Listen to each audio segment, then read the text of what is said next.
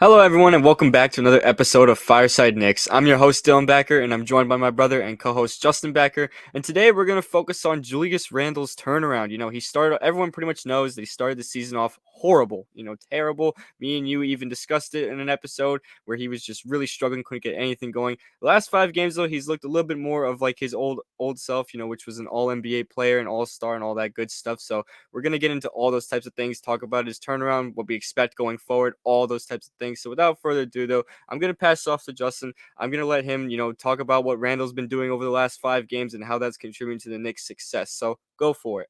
Yeah, through those first 6 games, it was rough sledding. I mean, the Knicks record was 2-4 in those first 6 games, and Randall was just looked like a shell of himself. 13 points a game, 27% from the field, 22% from three, 61% from the free throw line. I mean, just the basket had a lid on it for him, man. He couldn't get anything to fall. It was brutal to watch. I mean, for the first time really in years with Randall, pretty much since his first year with the Knicks, did I question, his future with the team throughout those first 6 games. I went, at this point, the Knicks do have a ceiling that they need to elevate.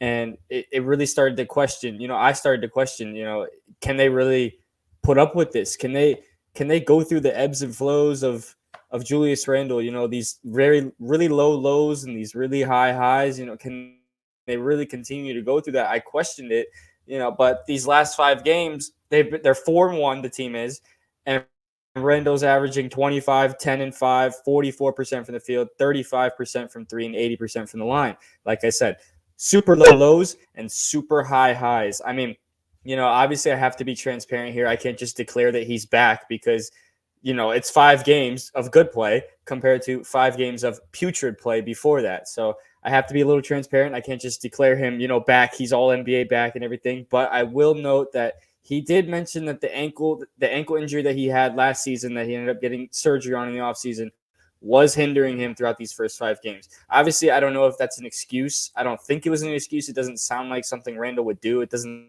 sound like, Randall's not the type of guy to make excuses for when he's playing bad. So I don't think it was an excuse, but I definitely something definitely seemed wrong. Everyone kind of could see it. He was a step slow.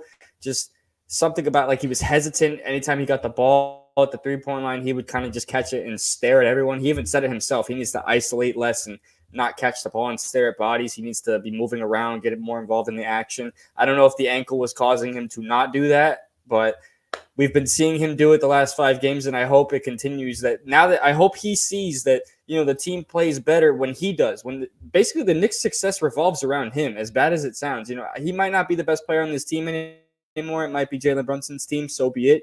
But the Knicks really, their success really relies where he was putting up numbers that we haven't seen since the 1950s, which sounds outrageous to say, but it's very true.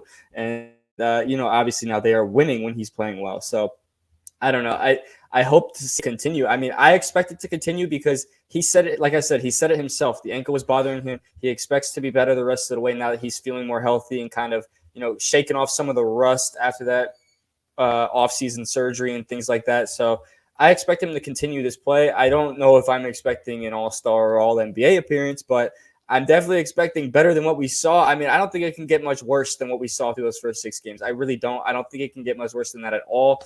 And yeah, I just hope that we don't ever have to deal with that again and have to kind of question his future with the team because I'm a Randall defender, and that kind of hurt me to have to sit here and be like, oh, I don't know where Knicks can go with him if he's gonna play like this. You know what I mean? So I don't know. I'm glad to see him bounce back and kind of a little bit because it was no secret that Randall was struggling. You saw it all over the national media, ESPN posting about it every day, every other day. Look at how bad Julius Randall is playing. Da da da da da. So it was no secret that he was playing horrible. So I'm glad to see that he didn't kind of just dig a deeper hole and was able to climb out of it and has actually played some very, very great basketball really over these last 5 games and helped the Knicks win some ball games. So yeah, man, I hope to see this continue. Yeah, no, I agree with most of everything you said, especially just the fact that the success of the team revolves around him. If you look at the past 3 seasons, pretty much the 2 times they made the playoffs in the last 3 seasons, a big part of the reason they made it is because Julius Randle played at a very high level. We saw in 2022 when Julius Randle kind of took a step back and was very inefficient and just wasn't as effective as he was in 2021, the team struggled. Now, obviously, the team is deeper now and they have, a star point guard. They have some more depth on the bench, all that. The team is better now than it was a year or two ago, yes. But when Randall plays well, the team does well. Randall basically turned the franchise around back in 2021, which I think still to this day he does not get enough credit for. A lot of Knicks fans tend to kind of just point at all the bad games he has and kind of just say, "Oh, well, we haven't done anything with Randall because this, that, da, da, da." If it wasn't for him, this franchise would still be irrelevant. People got to remember just how bad the Knicks were from like 2018, 2019, the post Carmelo Anthony days, all that. They were really, really, really bad, horrible, unwatchable most of the time. And Julius Randle turned the franchise around when he started to play really well. So when he struggles, it sucks to see. And especially right now, when, coming off of probably his best season of his entire career last season when he made the All NBA team for a second time, averaged a career high in points with 25 a game, was very efficient from all around the floor, played very well with Jalen Brunson. You really thought that maybe he could keep this up, keep playing like an All NBA level talent because now he made the All NBA team twice in 3 seasons, all that good stuff.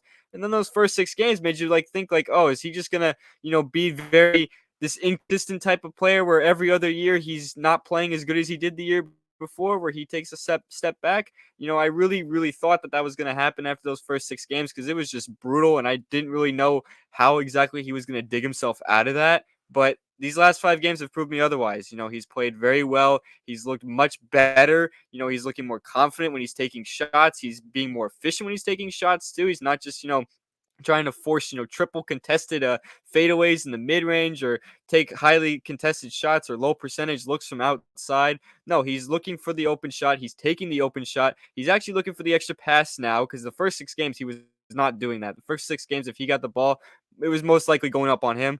Now he's actually looking for the extra pass a little bit more. His passing is still up as well, though I should mention, because those first 6 games he averaged 5.2 assists, and through the last 5 he's still averaging 5.2. So the assist numbers are up there, and you really want to see him not turn the ball over as well, because the turnovers really, really killed him the first 6 games.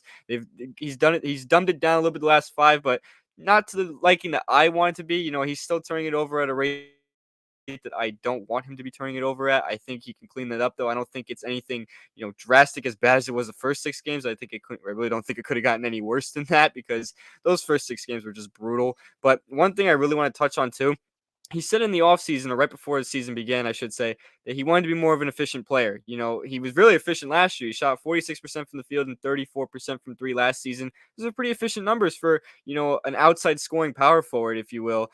And he said he wanted to be more efficient. And then the first 6 games, you kind of wondered what he meant by that, because it seemed like he was just taking every shot he could and nothing was falling. I don't know if he was experimenting or if he was just not in a rhythm, or I don't really know what exactly it was, but you wondered what he meant when he said he was going to be more efficient. Right now, though, we're starting to see what he kind of means, and that means, attacking the basket more, taking smarter shots from outside, taking advantage of mismatches, passing out of double teams instead of shooting it over the double team instead, just being things like that. That's what we want to see from Randall. We've been always wanting to see those kind of things. We want to see him hustle. We want to see him try. It's the effort level, especially, that we really want to see, because there were times in the first, at the start of the season where you kind of questioned just how much he was really trying out there. Maybe it was the ankle, maybe it wasn't, maybe he just wasn't all the way there, maybe he was tired. I don't really know. I can't speak for Julius Randle on that, but you really had to question it at times. It's just it had to be questioned. The footage really showed it,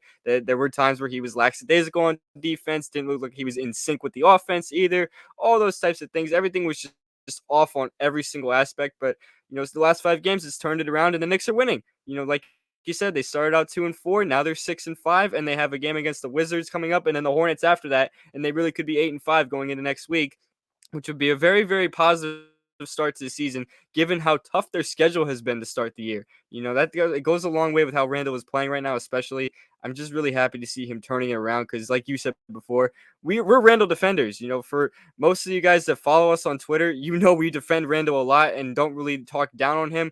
That episode we put out when we did the post-game recap after he had that just absolute stinker. I forgot exactly who they played, but he had a few stinkers in the first 6 games, so I don't think it really matters. But besides the point, when he had that absolute stinker and we kind of just lashed out on Randall, that was really the first time you and I ever really gave him crap for poor play. we're transparent. We recognize bad play, of course, but that was the first time I think we really questioned just where his future was with the Knicks. If they really need to maybe explore trade options down the road, maybe if he did need to become a focal point in that. Right now, though, I'm not focused on that. Right now, I'm focused on he's playing well right now, and the Knicks are winning. So maybe they can figure something out with him. Maybe they can figure out, a long-term solution with Julius Randle on the New York Knicks. Because I know, during the offseason, it was all about the rumors of, oh, if they want to get Joel Embiid, then they got to part away with Julius Randle. Or if they want to get Karl Anthony Towns, then they should get rid of Julius Randle because, Julius Randle is bad, according to most Knicks fans on Twitter. But, that's besides the point.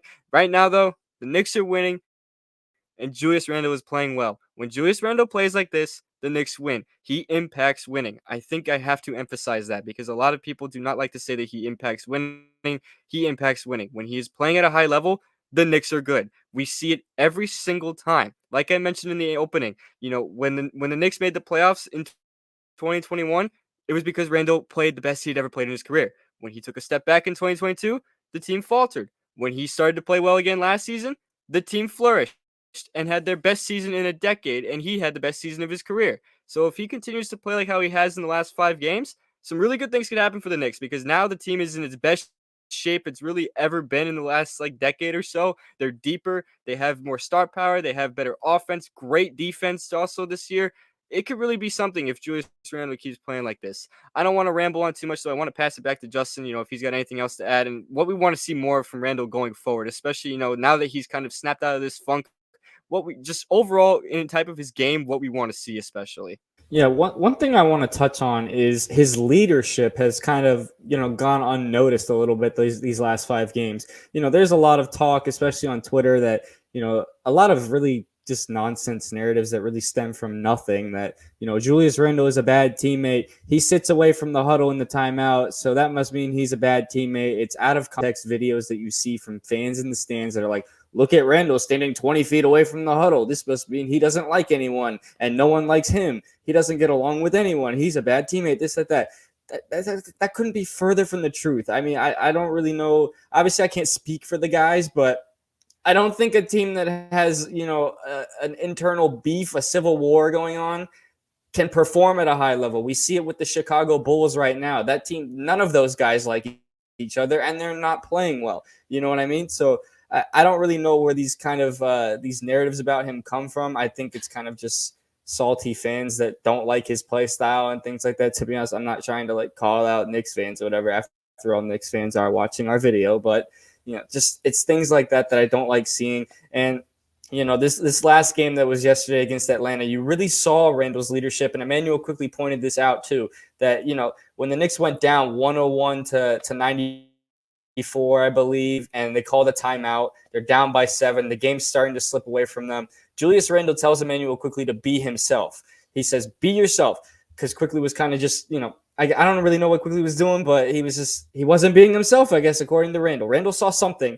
and he told Quickly to be himself. What does Quickly do? He responds out of the timeout and sparks a comeback. The Knicks immediately take the lead. Randle is looking for him on every play. You can go back and look at the tape. Randle is finding Quickly on every play after that timeout, getting him in a rhythm, getting him going, and really sparked the comeback. So, obviously yesterday me and you talked about Quickly and Brunson being the kind of focal points of that comeback. Randle needs some credit too. That leadership shouldn't go unnoticed. You know what I mean? The second he came back in the game yesterday, the Knicks started to play well, and they ended up coming back and winning the game. I don't think that should go unnoticed. You know what I mean? So I kind of just wanted to touch on that a little bit.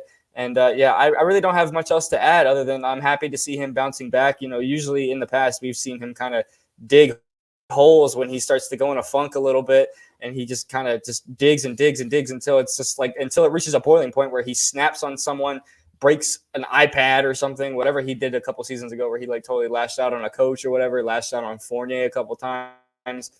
We really haven't seen that so far this year, which is good. I think it's good to keep his mental in check because that was kind of a big thing that's really kind of hindered his Knicks career, if you will. There was times where he would lash out and just snap on the bench or something, snap at a teammate, and it just wasn't a good look. Obviously, the guy wants to win. It's passion. Passion and anger can kind of get mixed up sometimes. Some people, like to see fiery passion like that, oh, he cares about winning. Some people hate it. They think it's a bad look. It can go either way, in my opinion. It depends on the context of the situation, but All in all, I'm happy to see him playing well. I hope this continues. I expect it to continue. I really don't see why it can't. This is who Julius Randle is. He's a two-time All-NBA player for a reason. He didn't accidentally make those All-NBA teams. Julius Randle is a good basketball player.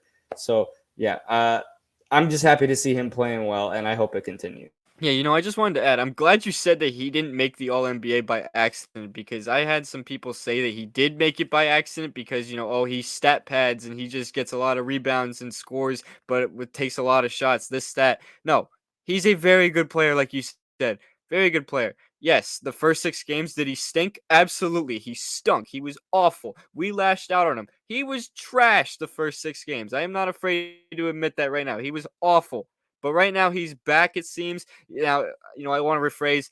Maybe he's not like back because I don't want to say that just yet because, like you said in the opening, if I say that right now and then tomorrow night against the Wizards, or well, tonight since this video will be up in the morning, if he puts up an absolute dud against the Wizards, then we're gonna look stupid for saying that he's back. But I'm very encouraged by what he's doing right now. And even if he does have an off night against the Wizards or an off night against the Hornets this weekend, if he has an off night, if he bounces back from that off night, then I won't be worried. When he was having off nights the first 6 games, he was letting it dig himself too deep into a hole. It seemed like after it was just bad game after bad game after bad game. It felt like he was never going to get out of that funk, or if he did get out of that funk, he wasn't going to produce at a high level that he is right now.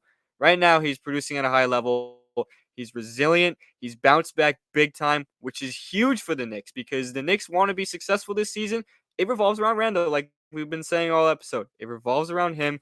Him playing well determines where the Knicks can go this season. And I know to some fans that says, "Oh, but Julius Randle's still not good enough to get to the Knicks to the championship." If you think that, then that's fine. I can understand that. But if you say that Julius Randle is a bad basketball player, I very much disagree with you. Julius Randle is a very good basketball player. He doesn't accidentally put up these stats. He doesn't accidentally make the All-Star team twice. He doesn't accidentally make All NBA, all that good stuff. He impacts winning. The Knicks are a good team when he's good. I can say that all I want all this episode, but it's just true. When he is good, the Knicks are good. And right now, the Knicks are good and he is good. It's as simple as that. It's a pretty simple formula. It shouldn't even need to really be explained much else. But overall though, I don't want to, lash out on other people too much. It's just Julius Randle is a pretty hot topic in Knicks communities and stuff like that. And I just wanted to say that he's a very good player, and I think, a lot of fans need to appreciate what he does more. Yes, he stunk the first 6. I understand. But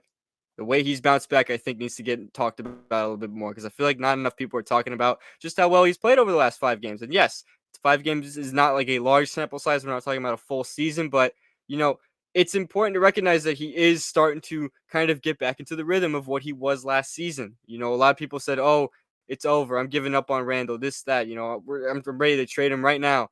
Let's see what he does first. That's what I was saying. Let's see how he responds to all this stuff. He's responded well. He's responded very well, actually, and I'm very pleased with it. A lot of these wins the Knicks have been having lately have been team wins. It goes back to your leadership point.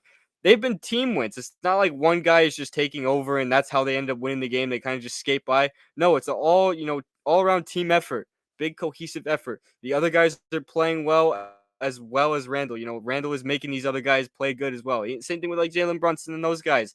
Brunson's having good games. RJ's having good games. Quickly's having good games. DiVincenzo, all these guys are having good games. It matters when your stars play well. And Julius Randle is that star playing well right now. So that's really all I got to say about that, though. I think this is a good time to wrap this up. Thank you guys so much for tuning into this episode. We really appreciate your guys' support. You can follow us on all of our social media platforms. We're on X, Instagram, TikTok, Facebook, of course, this YouTube page. Let us know what you guys say about Julius Randle in the comment section below. I'm sure you guys have a lot to say about, his recent performances. And tell us if you think that he can sustain the success, if he can continue this throughout the rest of the season.